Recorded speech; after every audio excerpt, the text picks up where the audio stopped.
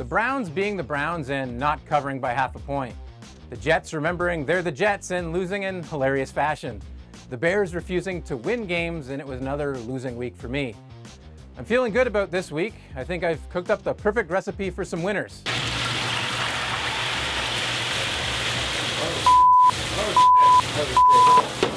Let's just hope it doesn't end up like that.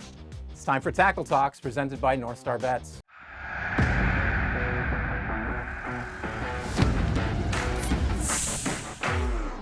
Tackle Talks, brought to you by North Star Bets. That's a win.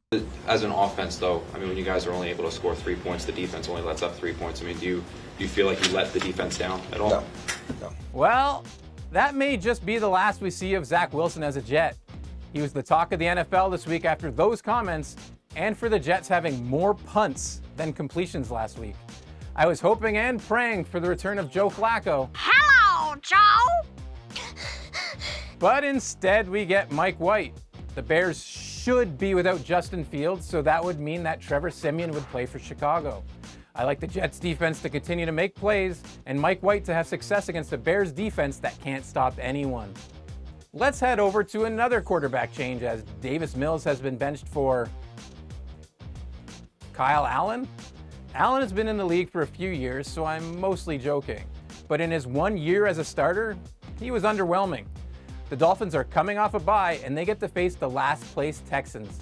Their second-ranked offense, led by Tua Tagovailoa and Tyreek Hill, should be able to score points at will. And while their defense has resembled Swiss cheese lately, I'm not expecting much from Kyle Allen. I'll take the Dolphins to win in a rout. I don't think I should be commended on doing my job and doing what I'm supposed to do and what I told myself and everybody else that I was going to do. Let's just take a second to appreciate Jacoby Brissett, as another quarterback change is on the horizon because Deshaun Watson will play next week for the Browns against the Texans. But this week, it's Brissett versus Brady. TB12 has looked better since putting some family drama behind him, and to be fair, he is still fourth in the league in passing yards, but has just 12 touchdowns on the year, which is tied for 18th. The Bucs seem to have gotten it together over the last couple of games, rattling off wins against the Rams and the Seahawks, and now they're coming off a bye.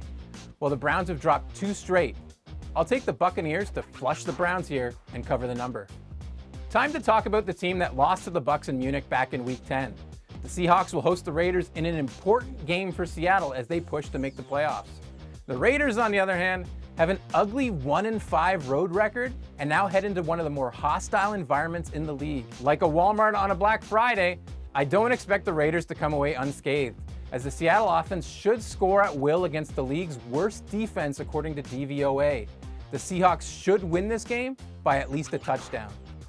Does anybody know what Andy Dalton's favorite dessert is? It's turnovers. Anytime he plays a good defense, he throws an interception. Look for that prop in the NSB Sportsbook. It's happening. The 49ers are really starting to hit their stride now that they're healthy and have one of the best running backs in the game in CMC. The Niners are 5-2 against the NFC and on a 3-game heater. I think they keep it up and crush the Saints Sunday afternoon. What has been going on with the Eagles? An outright loss to the Commanders and eking out a win last week over the resurgent Colts.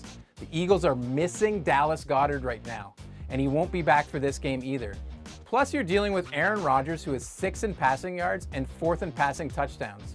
And he's been doing it with a broken thumb. And I would guess throwing a football with a broken thumb's fine out the easiest thing in the world. Just how big of a challenge has that been? I think I've had worse injuries I've played with. Love him or hate him, Rodgers is a competitor. And I think he competes this week coming off 10 days rest.